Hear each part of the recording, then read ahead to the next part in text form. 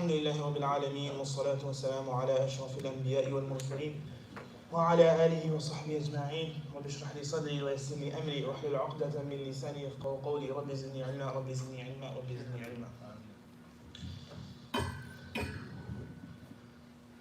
We'll try to keep it a little bit shorter from now on. I realized that last time that we took a little bit too long and it becomes cumbersome, right? So try to keep it a little bit shorter from now on, inshallah. Last time, what did we discuss? We discussed the bringing 6 people. Sorry? Bringing 6 people. Bringing 6 people. So those 6 are mine. MashaAllah, MashaAllah, MashaAllah. So now you can ask the other brothers. Who brought 6 people? MashaAllah, one person. Alhamdulillah. But in terms of the actual program, in terms of Seerah, what did we discuss? Lineage. The lineage of Rasulullah, that's one thing we discussed. Second thing? The history. Yeah, the history of the Arabian Peninsula, right? The background of the Arabian Peninsula. And we discussed until the marriage of Abdullah to Amina bint Wahab. Right, today we want to discuss a couple of things. Number one, we want to discuss some khususiyat of Rasulullah, some special things that were only given to Rasulullah. Second, we'll mention the story of Abraha. And lastly, we'll end off with the noble birth of Rasulullah, discussing briefly about the birth of Rasulullah. Now, when it comes to the khususiyat of Rasulullah, this is something that is a very long subject. There's so many khususiyat that Rasulullah has, but we'll just mention a few of them, okay? Just for time's sake. The first khususiyah of Rasulullah is that Rasulullah was the first person to be created. Now this is counterintuitive. Wasn't Adam the first person to be created? But we have a report of Abu Hurairah radiallahu anhu, who reports from Rasulullah قالوا يا رسول الله متى وجبت لك النبوة؟ قال وآدم بين الروح والجسد. They asked, the Sahaba asked him, Ya Rasulullah, when was it decided that you will be the last prophet? He said, it was decided while Adam salam was, his soul had not yet been blown into his body. Right? So, before Adam salam, the form of Adam salam was even created as clay, in his clay, form of his body, Allah subhanahu wa ta'ala took clay and He shaped it into the form of a man. And He blew the ruh of Adam salam into a human being, the whole story that we know. Before that, Allah subhanahu wa ta'ala had already destined that Rasulullah sallallahu alaihi wasallam would be the final prophet. Other narrations mention that Rasulullah sallallahu alaihi wasallam was made in the form of a nur. And this nur was made thousands, hundreds and thousands of years before any creation of Allah subhanahu wa ta'ala was created. Allah subhanahu wa ta'ala created this nur. And again, now these reports that what I'm about to mention, these are not extremely authentic, but they're there, right? We can لا نصدقه ولا نكذبه. We can take, we don't. It's not 100% true, nor is it such that we can just deny it altogether. It's there, Allahu Alam, how true it is. But there are so many reports that mention that this nur is a nur that will be passed down throughout the lineage of Rasulullah sallallahu alaihi wasallam. Because whenever we see or hear about the history speaking about the forefathers of Rasulullah sallallahu alaihi wasallam, they all describe to have had a nur on their forehead, which after they're married and they had a child, it would be passed on to the son. Right? It would be carried on until they got married, this nur would be on their face. Right? So some ulama say that this was the nur that Allah created and it was passed down through Adam alayhi salam, through his progeny until it reached Rasulullah sallallahu alaihi wasallam. Right? However, the point is that before the creation was created, before anything was created, the first decision that was officially made was that Rasulullah sallallahu alaihi wasallam would become the final prophet, the seal of the prophethood, seal of the prophets, Imam al-Anbiya sallallahu alaihi wasallam. And in fact, the entire creation, Jannah and Jahannam, jinkind, mankind, everything that we see was only created because for the purpose of bringing Rasulullah sallallahu alaihi wasallam into this world. He is the purpose of creation. This is mentioned by Ibn Abbas radiallahu anhu, some other Sahaba report this as well, that the reason why the universe was created was because of Rasulullah sallallahu alaihi wasallam. If it wasn't for Rasulullah sallallahu alaihi wasallam, Allah subhanahu wa ta'ala would not have created anything.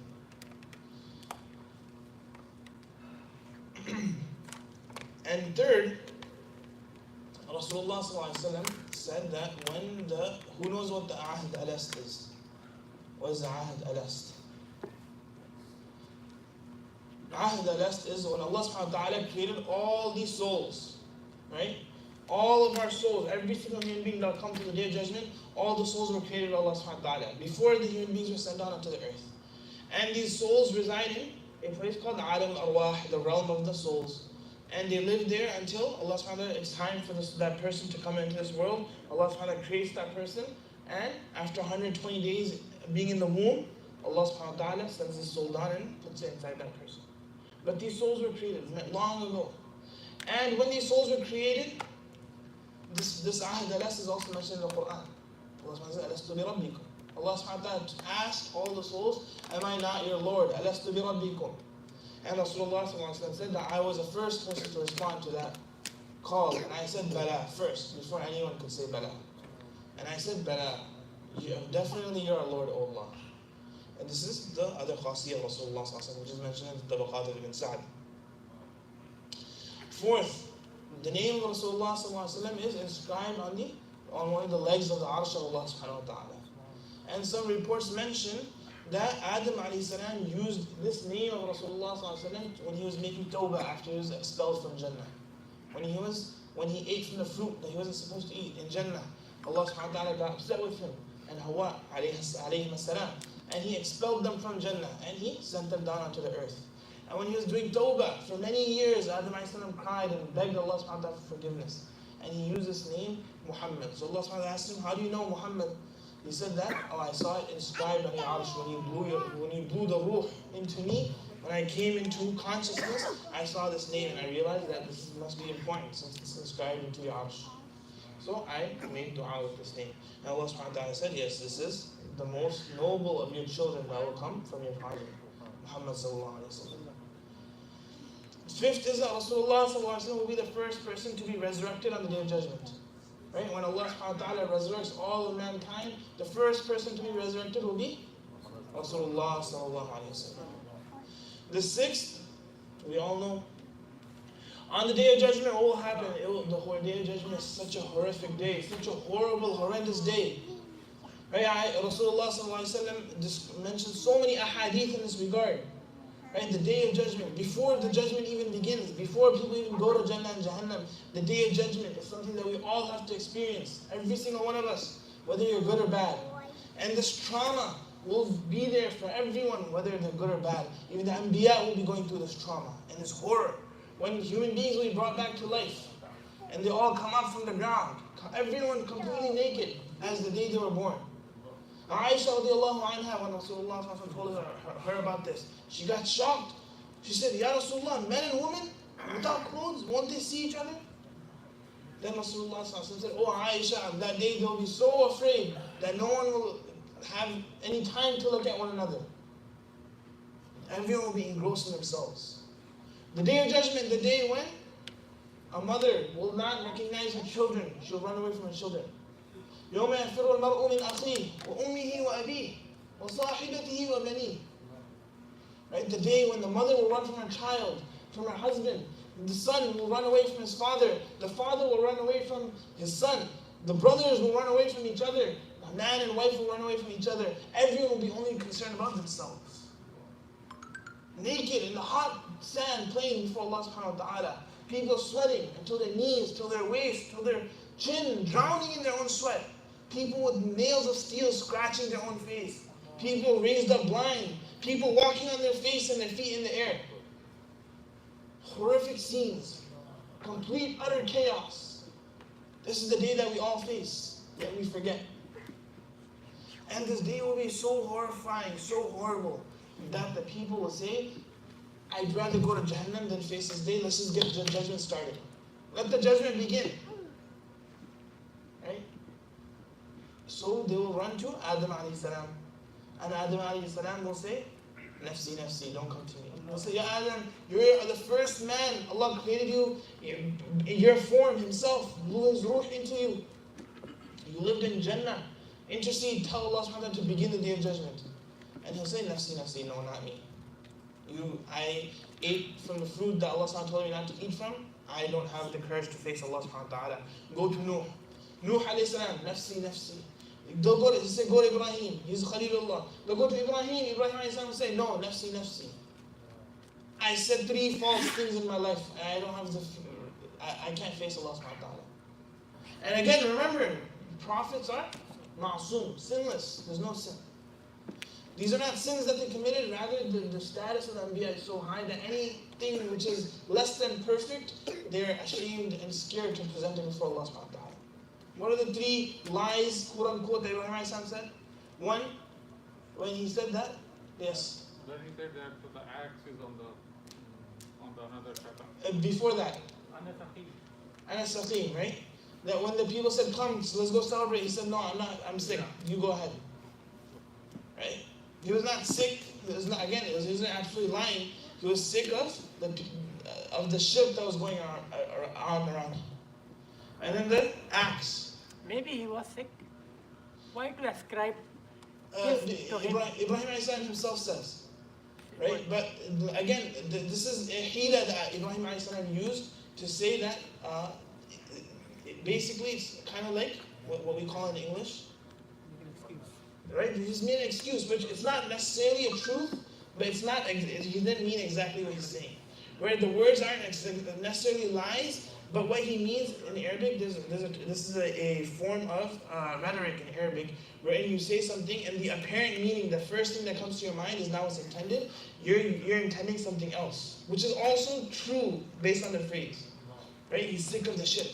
Then he said that the big idol broke the idols. And then one time he said when the king was threatening him and his wife to kill them, he said, this is my sister.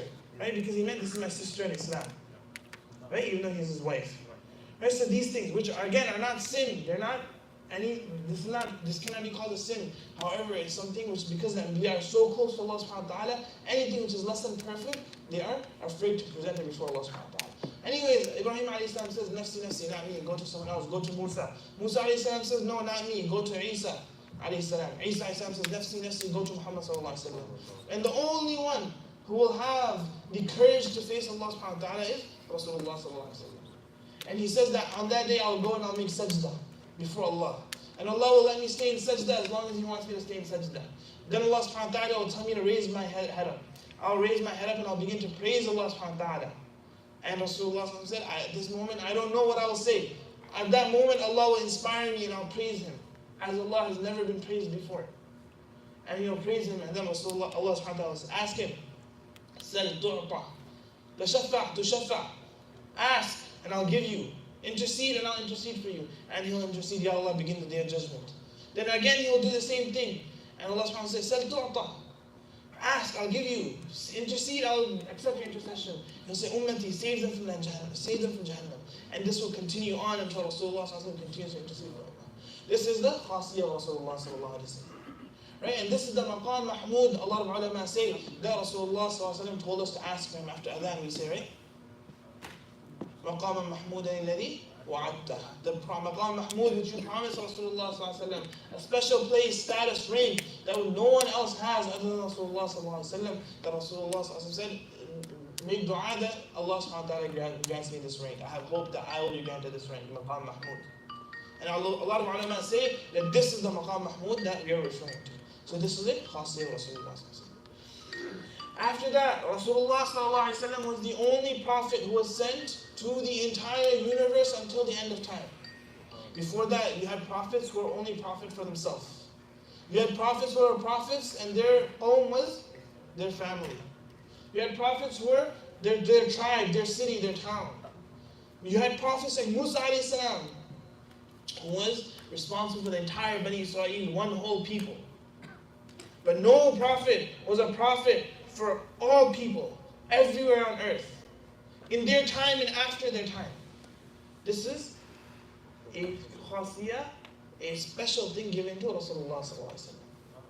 And his ummah will be 2/3 of the people in Jannah.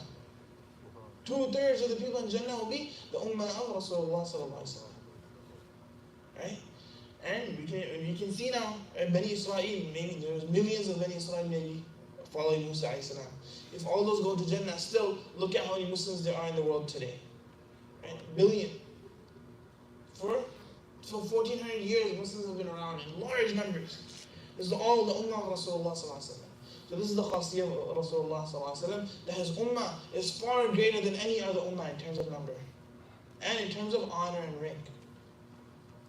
Another khasiyah of Rasulullah sallallahu alaihi wasallam is that he was given hayba, right? Rasulullah sallallahu alaihi wasallam is given awe in the hearts of people. When the Sahaba, when people would look at Rasulullah sallallahu alaihi wasallam, they'd be struck with awe, such that they would not be able to look at him, at his face for too long. Right? So many Sahaba, they say, I can't describe Rasulullah sallallahu alaihi wasallam. Why? You lived with him for years. Oh, because although he was the most beautiful thing and I couldn't take my eyes away, at the same time I wouldn't be able to continue to look at his face to my heart's content.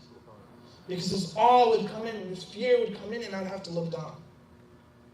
Right? This awe was struck in the hearts of his enemies as well. 1 month's journey ahead of him. That whenever Rasulullah would go to fight an enemy, a fear would be placed in the hearts of his enemies. Right? He was given hayba, which is also a khasiyah of Rasulullah. And lastly, we'll end off with this on this topic with this one khasiyah. What's this khasiyah? Everyone should be able to guess this one. Sorry? Splitting the moon, that's there. Something else. The most amazing khasiyah of Rasulullah. Not shafa'ah as well, not So I think I heard it. You can pray anywhere you want. No. Quran. MashaAllah. The entire Quran. Every prophet was given a miracle. Every prophet came out with a miracle. This is how a prophet is able to verify that he is in fact a prophet, because you're making a claim. A prophet is coming and saying, I'm a human being like you, but Allah subhanahu wa ta'ala is revealing something to me. Right? I have holy, speech being revealed to me. Now this is a big claim. You're saying that I know the unseen. I'm giving you reports about the unseen. You have to prove it. How do you prove it? Then Allah subhanahu wa ta'ala gives the Prophet a miracle. Something supernatural that they're able to do, which allows them to prove the fact that they're a prophet. Right? Now every prophet is given a miracle. Right? Nuh alayhi salam. The entire creation was saved on his ark. Musa alayhi salam, what was his miracle? Staff, right? You throw a staff and it turned into a massive serpent. What else? Sorry? The white hand, yeah. He would put his hand under his arm and it would come out luminous, shining. Isa alayhi salam was given miracles. What was his miracle? He could cure, right? Cure the leper, cure the blind. He could make the dead come alive. Rasulullah was also given many miracles. You guys mentioned some. He split the moon. Water came out from his fingers. Right? Angels came down to fight with the Sahaba. Trees came and spoke and testified to his prophethood. Right? In a tree. Yeah, rocks testified to Rasulullah. Right? A dead deer was brought to life and it testified to Rasulullah. Rasulullah wanted to use the bathroom one time, restroom. He wanted to relieve himself. So he told the Sahabi, tell that tree to come, give me shade. So the Sahabi, he went, told the tree came, got up, moved, shaded Rasulullah, covered him. After he was done, it went back to his spot. Right? The tree that Rasulullah would lean against while giving khutbah before they had a minbar. When the Sahaba built a minbar for Rasulullah and he left the tree, climbed the minbar, what did the tree do? It began to cry, and the entire masjid heard the tree crying. And Rasulullah went and consoled it. All these miracles happened. But what's the greatest miracle of Rasulullah? The Quran. Right? It's the word of Allah subhanahu wa ta'ala, the actual speech of Allah subhanahu wa ta'ala revealed to Rasulullah sallallahu alaihi wasallam. Why is it so special? Because every miracle that happens and is done. Musa alayhi salam cured the leper. When the leper dies, the miracle's gone. Isa alayhi salam, sorry, you're right. Musa alayhi salam, when he threw the staff, everyone saw the miracle. When he picked it up, the serpent turned back into a staff. The miracle is gone. That's it. Now you can only hear about it. No one else can witness it. But the Quran is a miracle that will last until the day of judgment. Every single human being can witness in the Quran. It's right here. Open it. Read it. This is the kalam of Allah. Take it to any expert of Arabic and he'll tell you how miraculous it is. That this is language that no human can compose. It's impossible. No human being can come up with this. It has reports of things that will happen in the future, much after Rasulullah passed away. Have a brief, basic knowledge of history and you'll see the miraculous prophecies of the Quran. There's so many different aspects, i'jazat of the Quran, which is all here for us to see until the day of judgment. Right? This is the greatest khasiyah of Rasulullah that he was given the Quran. And it's very sad that as a ummah, we don't value the Quran the way the Quran should be valued. Right? So many of the problems that we have in our communities, in our families, as an ummah at large, they're because we've abandoned the Quran. Right? How many of us have a habit of reading the Quran daily? Right? How many of us go out and seek and learn the Quran, what it means, the depths of tafsir of the Quran? Right? This is something that, unfortunately as an ummah, alhamdulillah, some of us may have this habit, but as a whole, as an ummah, we've abandoned the Quran. It just sits on our shelf and collects dust. Right? But this is the greatest miracle of Rasulullah sallallahu alaihi wasallam. Right? So these are some of the khasiyats and the specialties of Rasulullah sallallahu alaihi wasallam. Now coming back to the birth of Rasulullah sallallahu alaihi wasallam. Right? Rasulullah sallallahu alaihi wasallam, he was born in the year of the elephant. Amul Fil. Because the Arabs, like we mentioned, they didn't have any literature that was written down, right? We said their literature was just oral, poetry. They didn't have a form of government, and so they didn't have a calendar as well. They didn't have a calendar. How would they remember events? They would take a large major event and count years from that. Okay? So now Aam al-Fil is a major event like that. Or a major war, something major that happened. And they say, oh, this thing happened 5 years before Aam al-Fil. Or this happened 10 years after Aam al-Fil. This is how they would count time. So they say that Rasulullah was born on Aam al-Fil, the year of the elephant. And we can see and deduce that this year of the elephant, this incident of Abraha, was a way of that Rasulullah honored Rasulullah, that Allah subhanahu wa ta'ala honored Rasulullah sallallahu alayhi wa sallam. This is a miracle that took place right before the birth of Rasulullah sallallahu alayhi wa sallam and foretold of the great victories of Rasulullah sallallahu alayhi wa sallam that will come in the coming years. And Allah subhanahu wa ta'ala honored Rasulullah sallallahu alayhi wa sallam through this event. Allah subhanahu wa ta'ala showed, right, if you look at Surah Fil, right? What does it say? أَلَمْ تَرَ كَيْفَ فَعَلَ رَبُّكَ بِأَصْحَابِ الْفِيلِ. Do you not see? أَلَمْ تَرَ كَيْفَ فَعَلَ. How did your Lord deal with the people of the elephant? Allah subhanahu wa ta'ala doesn't say أَلَمْ تَرَ مَا فَعَلَ. Did you see what Allah subhanahu wa ta'ala did? That's how you normally say, right? When something happens. Didn't you see what I did? Didn't you see what I did? You're playing basketball, you cross someone over. Yo, you see what I did? Cross that guy over. Right? You see what? أَلَمْ تَرَ مَا فَعَلَ رَبُّكَ. Why كَيْفَ? Right? Allah didn't say, didn't you see what I did? He said, didn't you see how I dealt with them? Right? Because Allah subhanahu wa ta'ala defeating an army, Allah subhanahu wa ta'ala could defeat an army with another army. Nothing special about that apparently. But Allah subhanahu wa ta'ala is drawing our attention to the miraculous nature in which He protected the Kaaba. Right? In the year that Rasulullah was born. كَيْفَ فَعَلَ. How did it happen? And that's what we're going to see now, inshallah. Right? كَيْفَ فَعَلَ. Yemen was a place of shirk. Right? Yemen was the people there were mushrikun, they were polytheists, they believe in idols, multiple gods. And the last king that was there that was a polytheist, his name was Dhu Nuwas. Dhu Nuwas did a very famous thing that I'm sure all of you have heard about. What did Dhu Nuwas do? It comes in the Quran as well, 30 juz. I'm not para. Exactly, Surah Al-Buruj. Ashab al-Ukhdud. Right? You know the story of the boy and the king. Right? When the people believed in this boy, and this boy told the people that there's one Allah, and the king tried to kill him, he couldn't kill him. So the boy finally said, you have to tie me up in front of everyone, and you have to say, in the name of the Lord of this boy, and then shoot the arrow, and I'll die. The boy dies. The entire people believe in the boy. At this time, the religion was Christianity. This was after Isa alayhi salam, before Rasulullah sallallahu alayhi wasallam.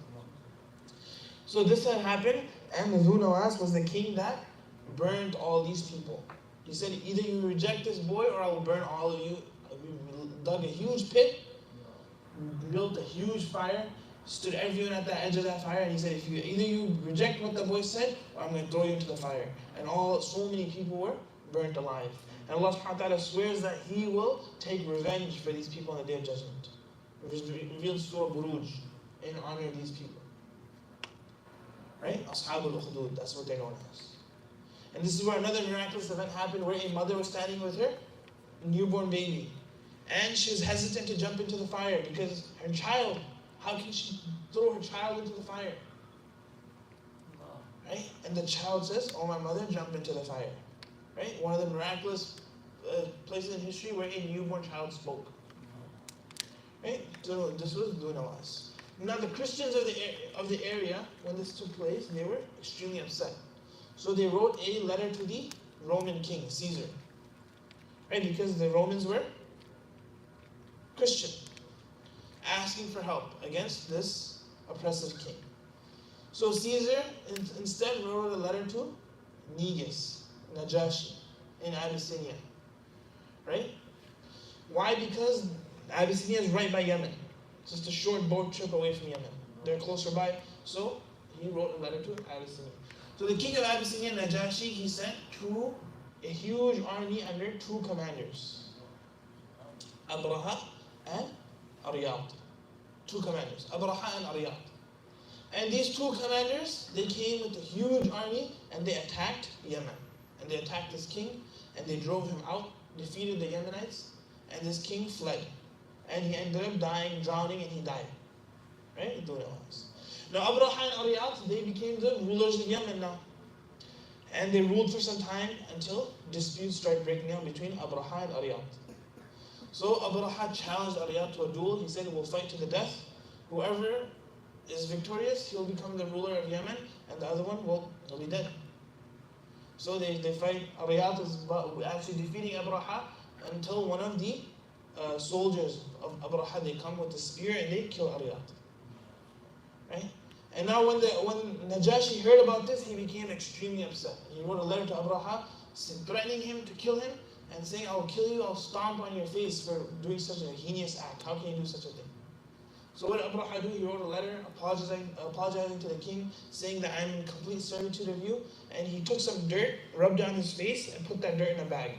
And he sent it along with the letter. In the letter he wrote to the king that, oh my king, I have rubbed this dirt on my face, you throw this dirt on the ground and step on it. And it'll be as if you stepped on my face. Right? So the king was like, wow, this guy is pretty loyal. And he said, fine, you can be the ruler of Yemen. And appointed him as the ruler of Yemen. Now, it was fine. After some time, he realized that the Arabs, every year, they make a pilgrimage to the heart of Arabia, somewhere into the desert. They all disappear. Right? Large groups of people. He said, where do you guys go? Why do you guys all go into the desert once a year? And they said, there's a house, a special Baytullah, Kaaba. And we go and make pilgrimage there. And we visit there, we do tawaf, we worship. And we come back. So Abraha said, no, I need to have the people coming to Yemen.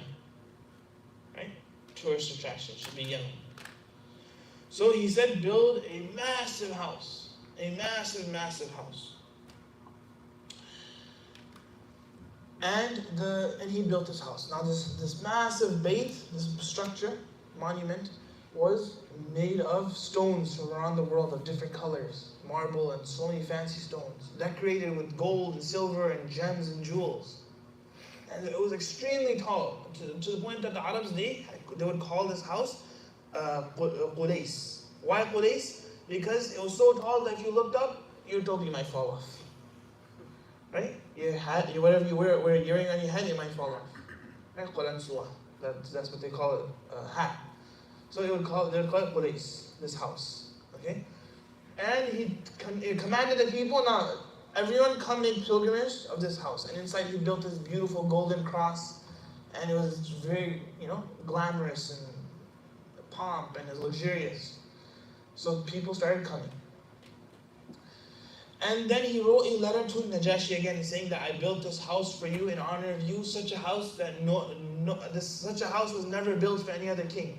And I will continue to persist and make the Arabs come here until the Arabs forget about the Kaaba and they all come here instead. When the Arabs found out about this, they became extremely upset. They said, how can you tell us to forget about Kaaba? They had a lot of reverence for Kaaba. So many people came and they started defecating inside this building. Right? Throwing dung on the building. It became a problem. Until one day, a youth from Quraysh, he came on a windy day and he lit a fire inside the building and it burnt to the ground. Because it was windy, the fire just kept going ablaze and the entire building burnt to the ground. And Abraha became extremely upset. So he wrote a letter to Najashi telling him what happened, asking for support. Najashi was also upset that the Arabs disrespected him like this. So he sent an army and he sent elephants. And he sent the biggest elephant that they had, and the elephant's name was Mahmud. And this elephant was sent. And so Abraha prepared an army of 60,000 men with multiple reports of how many elephants there were. Some say there's only one elephant, Mahmud. Some say 8 elephants. Some say 13 elephants. Point is, there were some elephants, right? And the Arabs had never seen elephants before. So now this army marches forward. And along the way, different tribes, they get upset. They have, again, the Arabs, what was one of the qualities they had?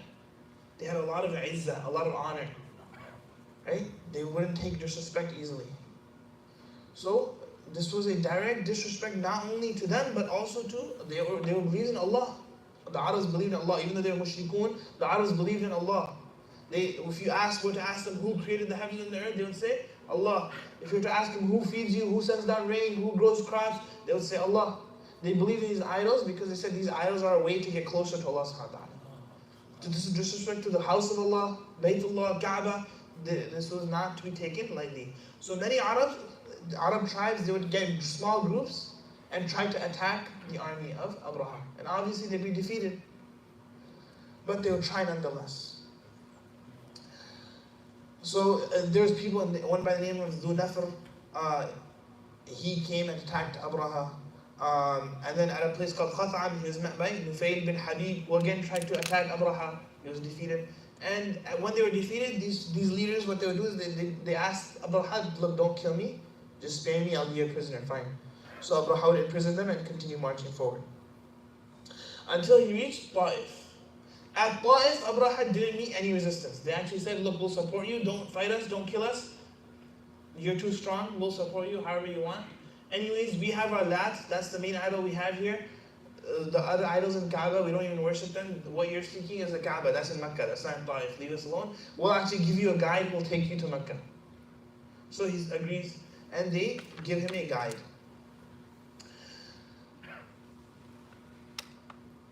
This guy's name was Abu Righal. Now Abu Righal, he takes Abraha's army to a place called Mughammas. Mughammas is right outside of Mecca, right? On the eastern side of Mecca. Because there's Mecca here, Ta'if is on the east of Mecca, and Mughammas is right on the border of Mecca on the eastern side. He takes them all the way right outside Mecca, and when he gets there, he dies. Abu Righal. Right? And in fact, after he died, for many years afterwards, the Arabs would go and stone his grave because he brought Abraha to Mecca. When they get to Mecca, Abraha sets up camp, stays there for a little while, and he sends some people to go capture the wealth, because in Mecca is a valley, there's no crops or anything there, so what the people would do is that they would have the camels outside of Mecca grazing. Right? That's to survive. So he goes and he captures all the animals of the people of Mecca and he brings them back. Then he sends another person to go find out that this person's name was Hunada bin al-Himyari. Hunada al-Himyari. So he sends Hunada al-Himyari, he says, go to Mecca, find out who's the leader there, speak to him. Tell him that, look, we're not here to fight you, we don't want your blood. What we want to do is we want to destroy the Kaaba. So if you put up resistance, we'll fight you, we'll kill you until we get to the Kaaba. If you don't put up resistance, you let us do whatever we want, we won't harm you. If you can agree to this, you can come speak to me. So Abdul Muttalib is the leader of Quraysh at the time, right? The unanimous leader, everyone respects him. At first, the people say, no, let's go fight Abraha. But very soon they realize that we don't have enough strength to be able to put up a fight against Abraha. So Abdul Muttalib agrees, he goes to meet Abraha. When Abdul Muttalib walks in, Abraha is impressed because of the beauty and wisdom that you could see on the face of Abdul Muttalib. Right? He's shocked. To the point that he doesn't feel comfortable making Abdul Muttalib sit underneath his throne in front of him as he speaks. So instead he comes down on a carpet that he had and he sits Abdul Muttalib next to him. Honors him, respects him. And then he says, okay, what do you want? He asks his translator, tell him, okay, what do you want? So Abdul Muttalib says, the camels, from all the animals that you took, I had 200 camels, those are mine. I want them back. So Abraha says, when you walked in, I was very impressed by you. You look like a man of, wisdom, character, nobility, beautiful, handsome man. I was impressed, and that's why I came down like this. But when you speak, you don't seem like such a noble person. Here I am coming to attack your house, attack your religion, attack everything you believe in. As a leader of the people, all you're worried about is your 200 camels? So Abdul Muttalib says to him, أنا رب الإبل وللبيت رب يمنعه. I am the owner of my camels. I'm responsible for my camels. Baytullah, that has its own owner. And protecting the Baytullah is the job of the owner of Baytullah. And protecting my camels is my job, since I'm the owner of my camels. So Abraha says, you're the owner of this Bayt of Baytullah, he can't stop me. So Abdul Muttalib says, that's between you and him. That doesn't have to do with me. So Abraha says, fine, go, take your camels, leave. Abdul Muttalib brings his camels back, slaughters most of them in front of the haram for the sake of Allah subhanahu wa ta'ala, and he grabs onto the Kaaba and he makes dua to Allah subhanahu wa ta'ala. begging him, Ya Allah, we don't have the strength to protect your Kaaba. Ya Allah, you have the strength, you protect your own Kaaba. We entrust, it's yours, we entrust it to you. And he tells the people, everyone retreat into the mountains and hide. Now, the next day in the morning, Abraha prepares his camels, his army, to attack. And they turn the elephant Mahmud towards Mecca, and they start whipping him to stand up. Mahmud refuses to get up. Refuses to get up. They whip him, beat him, do whatever they can, trying to make him get up and move towards the Kaaba. Because their plan was they would tie ropes around the Kaaba to the camels, the army of the camels, and they'll make the elephants, and they'll make the elephants march, and all these elephants will be able to drag the entire Kaaba down in one shot. Right? That was what they were trying to do. When they tried to make this elephant move, he refuses to move. They turn him back towards Yemen, he gets up and starts running. They turn him towards Sham, he runs. Wherever they turn him, he runs. As soon as they turn him towards the Kaaba, he sits down and refuses to move. Right? The entire day he spent trying to make this camel move, unsuccessful.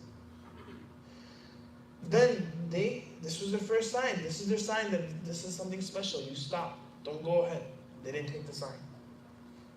The next day, they tried to attack again.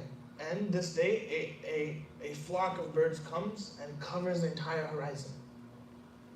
Right? The Ababil. And these Ababil, each one of them has 3 pebbles. The people of Mecca, who after all this happened, they actually saw these pebbles. Some people even saved the pebbles. And they say that some pebbles were bigger than a chickpea, but they were smaller than like a rock. Right? Smaller size pebbles. And they were of different sizes. And each pebble had the name of who it was supposed to strike on the pebble. Right? And these birds came and they dropped these pebbles onto the men of Abraham. And when these stones fell, when it would hit a man on one of his sides, on his front, it would completely go through him and come out of his back. If it would hit him on top of his head, it would come out from his bottom. Some people, that's how it happened to some people. This punishment affected different people differently. For some people, the pebble would just pierce them completely. A little pebble. Some people, what would happen is that this pebble would hit them and they would be apparently fine until they would be struck with an itch. A severe itch. And as soon as they would scratch their body, their flesh would fall off. Right? And so most of the army of Abraha was destroyed immediately. These pebbles fell and they were destroyed. The person who was actually riding, controlling the camel, he actually survived. And the Arabs, we have conversations that the Arabs had with him recorded. They actually saw him. He became blind and handicapped. And he spent the rest of his life just begging for money. Right? And Abraha, what happened to him and his close people, as soon as they started this happening, they started running. And his punishment was that as soon as they stopped for the night, one of his limbs would fall off. Right? Limb by limb, his body disintegrated until they reached Yemen and his head fell off from his body and he died. Right? Allah subhanahu wa ta'ala destroyed him limb by limb, tore him apart. Because that's what he said, I'll break the Kaaba apart, stone by stone. So Allah subhanahu wa ta'ala broke him apart limb by limb. Right? And this miracle takes place, and the people of Mecca then come out. Abdul Muttalib sends his son to go run. He was one of the fastest horsemen of their tribe. He says, run, go see what happens. So he takes his horses, he runs out. And he comes back riding so fast that his lower garment comes up his thighs.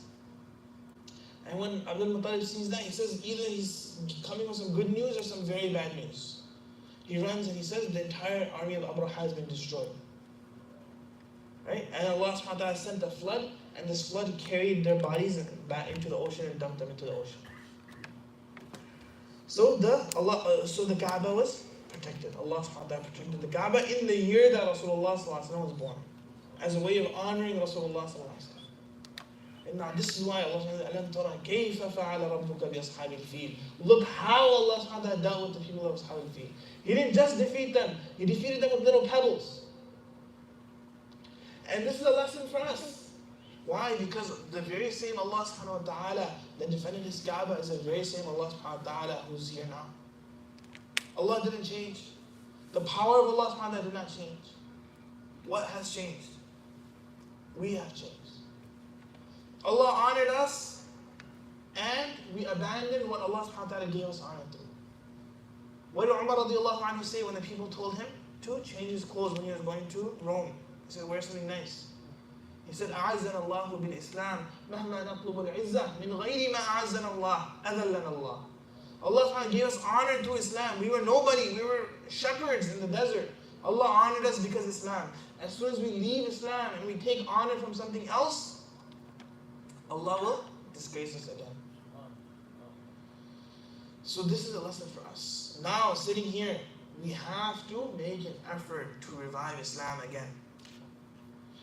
We have to move beyond thinking about us and our kids only. We have to think at the level of an ummah. We're all working in this, we're all in this together. Either we fail collectively or we succeed collectively. We have to have this communal fikr, communal concern. It can't be me and my children. I'm making money so that my family can be successful. No. You're making money so the ummah can be successful. As a community, whatever we do, whatever efforts we do, it can't be limited to us and our family. It has to be the entire community, the entire ummah. When we start having this fikr, then we'll see the help of Allah subhanahu wa ta'ala coming down again. Right? Imam Ghazali, one of the greatest scholars of history, Islamic history. He wasn't formed in a bubble. Imam Ghazali didn't become Imam Ghazali in a bubble. Imam Ghazali became Imam Ghazali because he had a system of support, the entire community helping him. Right? The vizier at the time, Grand Vizier, he would spend as much money that the amount of money he spent on defense, on the army, that's how much money he would spend on education. Building schools. The people that are gifted intellectually, what would they do? They would invest, they would tell them, invest yourself in studies. Don't worry about finances. The rest of the community will take care of that. Because whatever work you do will benefit us as well. So, whatever we invest into the ummah, that's what we'll get back.